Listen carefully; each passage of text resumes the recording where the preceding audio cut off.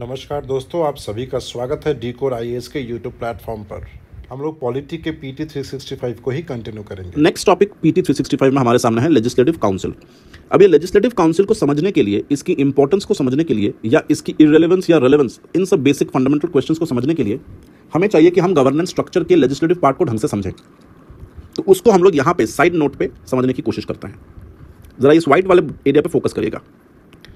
भारत की जो, इंडिया का जो गवर्नमेंट मॉडल है, इंडियन गवर्नमेंट मॉडल या स्ट्रक्चर जो है वो कुछ इस प्रकार से है कि हमारे पास एक तो यह है कि एक फेडरल नेचर का है, फेडरल स्ट्रक्चर है।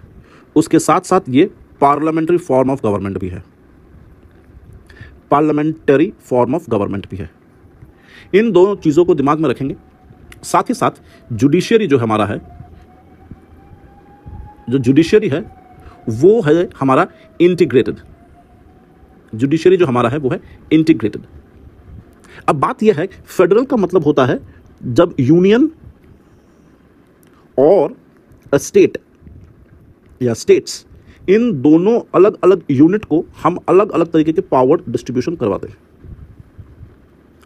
अब क्योंकि पार्लियामेंट्री फॉर्म ऑफ गवर्नमेंट है, तो पार्लियामेंट्री फॉर्म ऑफ गवर्नमेंट सिर्फ और सिर्फ लॉ या लॉ मेकिंग वाली जो बॉडी है हमारी, यानी कि जो हमारी लेजिस्लेटिव बॉडी है, उसको दिमाग में रखकर ये कॉन्सेप्ट हम लोग डिस्कस करेंगे, ना कि एंटायर गवर्नमेंट स्ट्रक्चर में। अभी समझाते हैं, क्या ज़्यादा टफ चीज़ नहीं है। अगर मैं थोड़ा सा कलर चेंज करूँ तो उसे समझने की कोशिश करिएगा। ये तो जुडिशरी इंटीग्रेटेड है, इसके साथ फेडरेशन का कोई लेना देना नहीं है।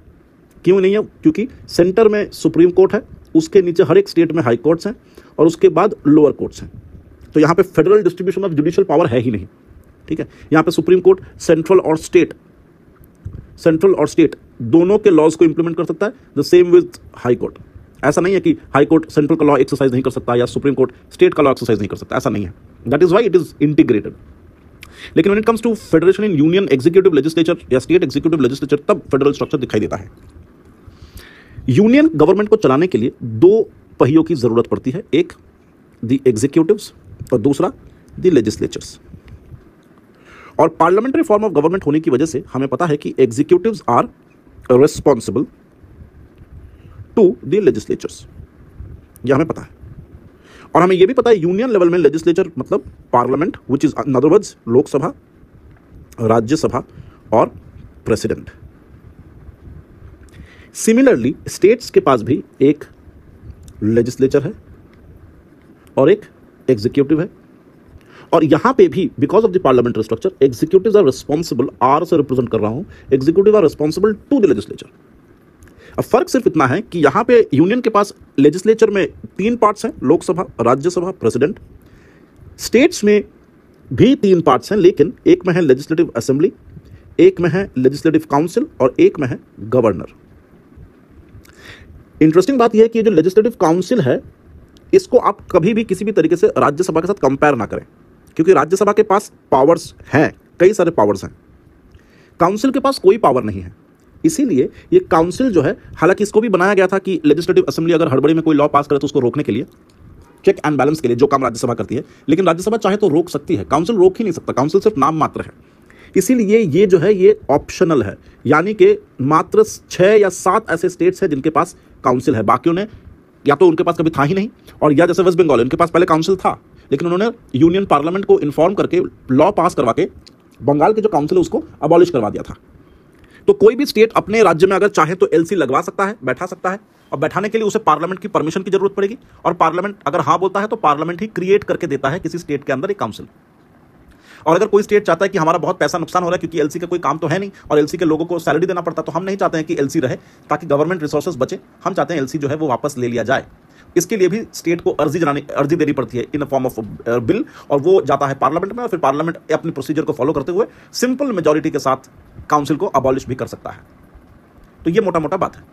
अब यहां पे सवाल जो पूछा गया है, जो टॉपिक पूछी गई है, वो लेजिस्लेटिव काउंसिल को लेकर पूछी जा रही है। यानी कि हमारा पूरा फोकस करंट अफेयर्स ओरिएंटेड जो बात है वो सिर्फ इस काउंसिल से रिलेटेड है। ठीक है, तो चलिए देखते हैं काउंसिल के बारे में क्या कहा जा रहा है। आई होप आपको ये स्ट्रक्चर तो बड़ी अच्छे से समझ में आ चुका होगा। अभी देखते हैं काउंसिल के बारे में क्या न्यूज है। ठीक है, चलिए। रिसेंटली कैबिनेट जो है अप्रूव करी है एक प्रपोजल फॉर क्रिएटिंग या creation of a legislative council in West Bengal. स्वाभाविक बात है, अभी हम लोग बात कर रहे थे कि लेजिस्लेटिव काउंसिल एक समय पे वेस्ट बंगाल के पास था, 1960s या लेट 60s के समय पे हम लोगों ने लेजिस्लेटिव काउंसिल जो है बंगाल में अबॉलिश करवा दिया था। अभी ये जो टीएमसी सरकार है ये फिर से चाहती है कि लेजिस्लेटिव काउंसिल बने। उसे भली भांति पता है कि काउंसिल का काम कुछ नहीं है, it's sheer waste of money, लेकिन वो फिर भी कर रही है। कई सारे लोगों के कई सारे थ्योरीज हैं इसके पीछे। कुछ लोग कहते हैं कि बहुत सारे टीएमसी के लोग हैं जिन्होंने टीएमसी को मदद किया था विद दिस एक्सपेक्टेशन कि मंत्री पद मिलेगा, लेकिन उन्हें नहीं मिला, क्योंकि मंत्री बनने के लिए एक लिमिटेड सीट होती है। तो उनको कॉम्पेंसेट करने के लिए, उनको खुश करने के लिए लेजिस्लेटिव काउंसिल का मेंबर बनाकर उनको सैलरी देते रहेंगे। तो जिनको कुछ नहीं मिला मंत्रिमंडल से या किसी कमेटी का हेड नहीं बना पाया, अपने लोगों को एक सॉर्ट ऑफ एम्प्लॉयमेंट जनरेट करने के लिए काउंसिल बना दिया जाएगा। पब्लिक के पैसे पे उनको सैलरी दी जाएगी, पेंशन दिया जाएगा। तो इतनी बड़ी स्कैम एक सरकार कर रही है, ऐसा बहुत लोगों का एंटिसिपेशन है, क्योंकि कॉन्स्टिट्यूशन के मुताबिक जो काउंसिल है वो किसी भी बिल को रोक नहीं सकती। तो इसका लॉजिक ही नहीं समझ में आता है किसी को कि इसको रखने की वजह क्या हो सकती है, सिवाय इसके कि हम अपने चहेते लोगों को, जिनको हम लोकसभा में एंट्री नहीं करवा पाए, उनको काउंसिल में बैठाकर, या राज्यसभा में एंट्री नहीं करवा पाए, उनको काउंसिल में बैठाकर खुश रखते हैं। ठीक है, तो इसी चीज को थोड़ा सा और समझते हैं। Legislative council basically upper house होती है, जैसे राज्यसभा अपर हाउस होती है सेंट्रल लेवल पे, वैसे लेजिस्लेटिव काउंसिल अपर हाउस होती है in a state, similar to Rajya Sabha. लेकिन राज्यसभा परमानेंट हाउस है, उसको अबॉलिश नहीं किया जा सकता, लेकिन काउंसिल को जब चाहे तब किया जा सकता है। मेंबर जो होते हैं लेजिस्लेटिव काउंसिल के, वो या तो नॉमिनेटेड होते हैं बाय द गवर्नर, या तो इनडायरेक्टली इलेक्टेड होते हैं। ये नॉमिनेटेड और इलेक्टेड वाला सिस्टम राज्यसभा में भी है। टेनियर जो होता है काउंसिल के मेंबर्स का वो 6 साल होता है। ठीक है, अच्छा, और 1/3 ऑफ द राज्यसभा में 1/3 of the council members retire हो जाते हैं आफ्टर एवरी 2 years। ये जो चीज है ये पूरी तरीके से राज्यसभा में भी सिमिलरली होता है। एलिजिबिलिटी क्राइटेरिया जो है वो है इंडियन सिटीजन होना पड़ेगा, कम से कम उसकी 30 वर्ष की आयु होनी पड़ेगी, और किसी भी तरीके से ये ना हो कि a person can not simultaneously be stand for an MP और ए लेजिस्लेटिव असेंबली। यानी कि अगर कोई ऑलरेडी एमपी है या वो एक एमएलए है, ऐसे लोग साइमल्टेनियसली काउंसिल का मेंबर नहीं बन सकते। तो ये कोई नई बात नहीं है। अगर आप कोई एमएलए हैं या एमपी हैं, तो आप लोकसभा के भी एमपी हैं, at the same time Rajya Sabha के भी एमपी हैं। तो अगर आप दोनों जगह से लड़े हैं, दोनों जगह से जीते हैं, तो आपको कोई एक पद छोड़ना पड़ेगा। आप दोनों पद को साइमल्टेनियसली नहीं रख सकते, व्हिच मेक्स लॉजिकल सेंस। तो सेम चीज यहां पे भी है कि अगर आप एमपी हैं या आप स्टेट लेजिस्लेचर असेंबली के मेंबर एमएलए हैं, तो ऐसा सिचुएशन में आप एमएलए प्लस एमएलसी आप नहीं बन सकते। अच्छा, अब हम बात करते हैं कि इसको बनाने के पीछे के जो लॉ है वो क्या है। देखिए, आर्टिकल 169 कहता है कि पार्लियामेंट कैन क्रिएट और अबॉलिश लेजिस्लेटिव काउंसिल। आर्टिकल 169 बहुत रेलेवेंट है। दूसरी चीज यह है कैसे होता है कि अगर कोई असेंबली, स्टेट असेंबली एक रेजोल्यूशन पास करता है स्पेशल मेजॉरिटी में अपने हाउस से, फिर वो चीज़ वो पार्लियामेंट में सेंड करता है। अब मान लेते हैं कि अगर ममता बनर्जी चाहती है वेस्ट बंगाल में एक लेजिस्लेटिव काउंसिल बने, तो उसको वेस्ट बंगाल के असेंबली में 2/3 मेजॉरिटी में, यानी कि स्पेशल मेजॉरिटी में पास करवाना पड़ेगा, और फिर वही चीज़ पार्लियामेंट में भेजा जाएगा। आर्टिकल 171 कहता है कि लेजिस्लेटिव काउंसिल जो है can not have more than 1/3 of the number of MLAs in this state. यानी कि आर्टिकल 171 एक कैप लगा देता है। मतलब कॉन्स्टिट्यूशन मेकर्स को भी पता है कि एमएलसी जो है या काउंसिल जो है उसको मिसयूज किया जा सकता है अपने रिश्तेदारों को घुसाकर। इसीलिए एमएलसी में एक लिमिटेशन रखी गई है कि जो एमएलएज होंगे, टोटल नंबर ऑफ एमएलएज होंगे, उसका 1/3 से ज़्यादा नहीं हो सकते एमएलसीज। यानी कि मान लो हमारे बंगाल में अभी 270 एमएलएज हैं, या एक्चुअली में 295 हैं, मैं कैलकुलेशन के लिए चलो 300 एमएलएज मानते हैं। तो अगर 300 एमएलएज हैं बंगाल में, तो 300 का 1/3 कितना हुआ? 100। तो आप मैक्सिमम 100 एमएलसी बना सकते हैं, उससे ज़्यादा नहीं। ठीक है, अच्छा, ये कैप लगाया गया है। अच्छा, उसके बाद अगर बंगाल में बन जाता है एमएलसी, तो बंगाल जो है वो 7वां स्टेट होगा जिसके पास एमएलसी होगी, यानी कि लेजिस्लेटिव काउंसिल होगी, जिसको हम लोग बाईकैमरल सिस्टम भी कहते हैं। तो इससे पहले 6 राज्य कौन से हैं जिसके पास बाईकैमरल हाउसेज हैं? जैसे आंध्र प्रदेश है, तेलंगाना है, बिहार, उत्तर प्रदेश, महाराष्ट्र और कर्नाटका। ये एमसीक्यू में पूछा जा सकता है। और साथ ही साथ ये भी पूछा जा सकता है कि एमएलसी की कॉम्पोजिशन क्या है। इसको थोड़ा सा जान लेते हैं। एमएलसी में 1/3 जो लोग आएंगे elected, they will B indirectly elected by the legislative assembly. Assembly में जो लोग हैं वहां से 1/3 लोग इलेक्ट होकर एमएलसी में बनेंगे। उसके अलावा 1/6 मेंबर्स जो आएंगे एमएलसी में या एमएलसी बनेंगे, वो गवर्नर के द्वारा अब नॉमिनेटेड होंगे। इसके अलावा 1/12 इलेक्टेड मेंबर्स आएंगे जो कि टीचर ग्रुप से हैं, और 1/12 लोग आएंगे जो कि ग्रेजुएट्स हैं उस स्टेट के, और रिमेनिंग 1/3 जो हैं they will be elected by the local bodies like municipalities या लोकल अथॉरिटीज।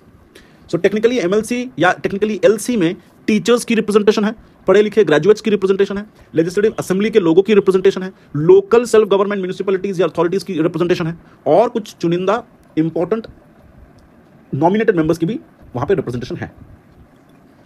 तो ये टोटल चीज था। इसके अलावा यहाँ पे एक डिफरेंस बताया गया है लेजिस्लेटिव काउंसिल और असेंबली में, बहुत ही बेसिक है, मैं फिर भी यहाँ से बता देता हूँ कि जो आपका लेजिस्लेटिव असेंबली होती है और काउंसिल होती है, इसमें फर्क क्या है? देखिए, काउंसिल जो है वो अपर बॉडी है, काउंसिल जो वो अपर बॉडी है, ये साफ साफ बताया जा रहा है, काउंसिल अपर बॉडी है, और ये असेंबली जो है वो लोअर बॉडी है। अपर बॉडी है इसीलिए जो it is partly nominated and partly elected. जो लोअर हाउस है assembly, that is directly elected by the people. Presiding officer जो एलसी में होता है वो है चेयरमैन, यहां होता है स्पीकर। एलसी बनने की मिनिमम एज है 30 साल, इसकी है 25 साल, असेंबली में 25 साल। Maximum number of members in an assembly वो हो सकता है 500 और मिनिमम है 60। ये असेंबली का मैक्सिमम मिनिमम है 60 to 500 depending upon the population. Similarly council में कितना है? 1/3 of the total members of the assembly, ये हम लोगों ने बात कर ली है। लेकिन अगर मान लेते हैं 1/3 जो है वो 40 से भी कम है तो नहीं होगा, यानी कि मिनिमम 40 होना पड़ेगा एमएलसी के मेंबर्स को, ठीक है। अच्छा, अगर रही बात किसी कॉन्स्टिट्यूशन को अमेंड करने की, तो या अमेंडमेंट इंट्रोड्यूस करने की, तो ना वो किसी भी तरीके से अमेंड करने की या रिजेक्ट करने की या इंट्रोड्यूस करने की एमएलसीज के पास, यानी कि लेजिस्लेटिव काउंसिल के पास कोई अथॉरिटी नहीं है। तो किसको इंट्रोड्यूस करने की बात कर रहे हैं? अमेंड की बात कर रहे हैं या रिजेक्शन की बात कर रहे हैं? हम बात कर रहे हैं मनी बिल की। तो जैसे राज्यसभा के पास कोई अधिकार नहीं होता है मनी बिल को रिलेटेड, वैसे ही लेजिस्लेटिव काउंसिल के पास कोई अधिकार नहीं है मनी बिल को रिलेटेड। तो ये कौन इंट्रोड्यूस कर सकता है? ये सिर्फ और सिर्फ असेंबली कर सकता है, जैसे वहां पे सेंट्रल लेवल पे लोकसभा कर सकता है। रही बात बजट की, तो क्या बजट में काउंसिल के मेंबर्स जो है वो डिस्कस कर सकते हैं? Yes, they can discuss but they can not vote. The same thing happens for Rajya Sabha. लेकिन वोट और डिमांड करना, प्रिविलेज करना, डिस्कशन करना, वोट करना, ये सारी पावर्स किसके पास है? असेंबली मेंबर्स के पास है, एमएलएस के पास है। इलेक्शन ऑफ द प्रेसिडेंट जब होता है तो elected members of the assembly they take participation, लेकिन जो एमएलसीज होते हैं दे कैन नॉट पार्टिसिपेट, ठीक है। तो बहुत ही ईजी है, लेकिन ये कंफ्यूज कर देता है जब बहुत सारे क्वेश्चंस एक साथ आते हैं। तो आप एक बार इस चार्ट को 2-3 बार देख लेंगे तो आपको ये क्लियर हो जाएगा। तो इस वीडियो में इतना ही, अगले वीडियो में नेक्स्ट टॉपिक के साथ हम लोग आएंगे। Thank you.